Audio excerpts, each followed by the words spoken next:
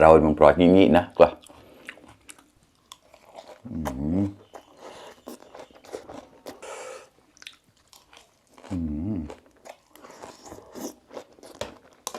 มึงเอ้ยสวัสดีครับสวัสดีทุกคนครับไก่เราแต่เยอะมันเอาหมดใส่เท่าไรนะฮะแนววีกับชุนกล้าวเราแต่เยอะเนี่ยเชี่ยข้อมันลงนะเดี๋ยวแตงใหญ่ๆเชี่ยแบบเฉยๆก็ได้นะผัดมะระครับใส่หมูครับไม่ใช่หมูสามชั้นนะครับน่าจะเป็นหมูชิ้นน่ะที่เขาเอาไปทำผัดกะเพราอะนะ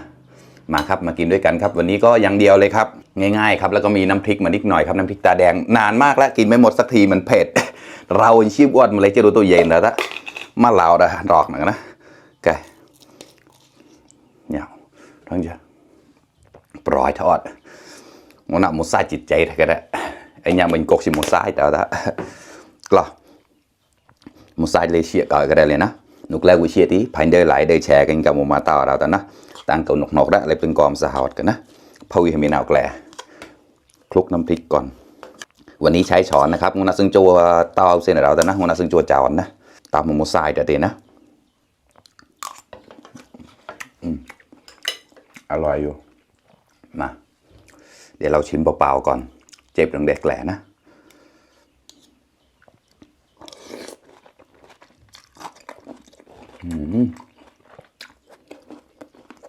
อร่อยพ่อสำหรับคนอื่นไม่รู้นะแต่ผมเนี่ยไม่ขมครับเพราะแต่งมันนะอย่างน่ากินใจมันนะเอาเชี่ยเอาแต่งเชี่ยข้อตาก็เชยมาว่ากินใจนะ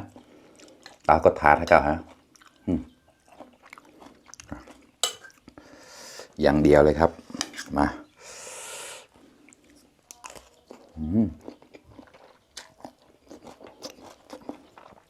อร่อย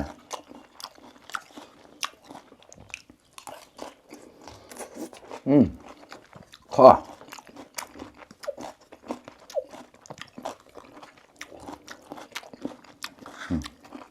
เรามันปล่อยงี้นะก็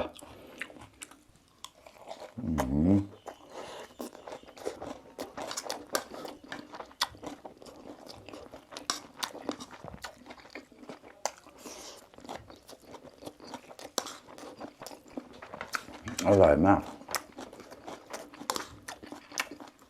นี่ก็ตามจอดแนวเว้ยคุณจะชื่อคำไม่เนี่ยเราแต่นะ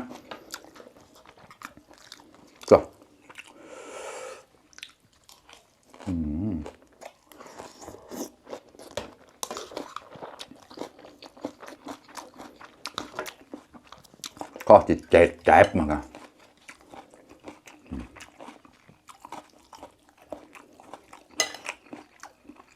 แต่ดูโดนชิวหัวบัวแต่งนะ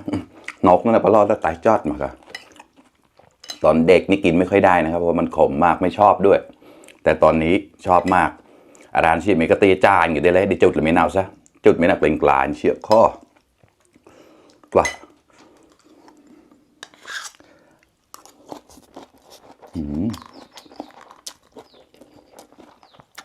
อร่อย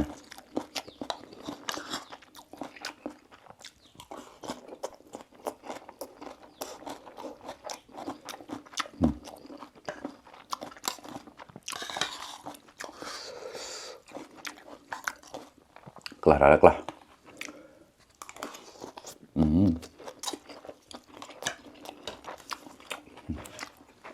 จุดที่มีอันนี้เลย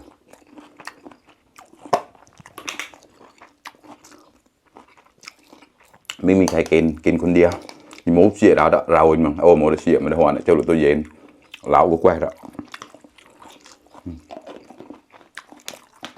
นี่กบสีตาแดงนะเสม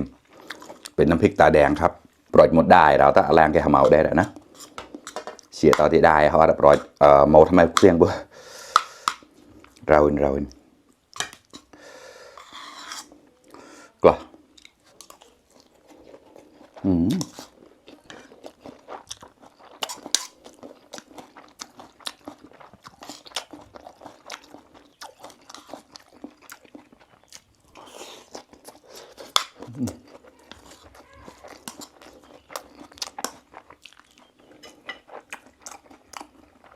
แปะหอมสินกาวนะเราถ้าแขวมันใส่แล้วแบบมันก็นะ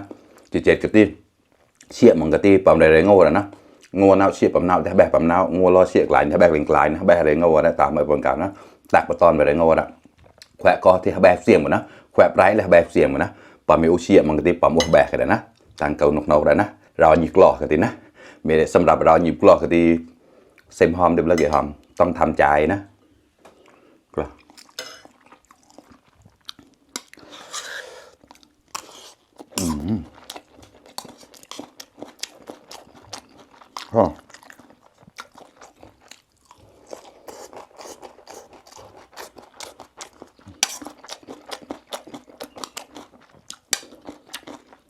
หมูนุ่มมาก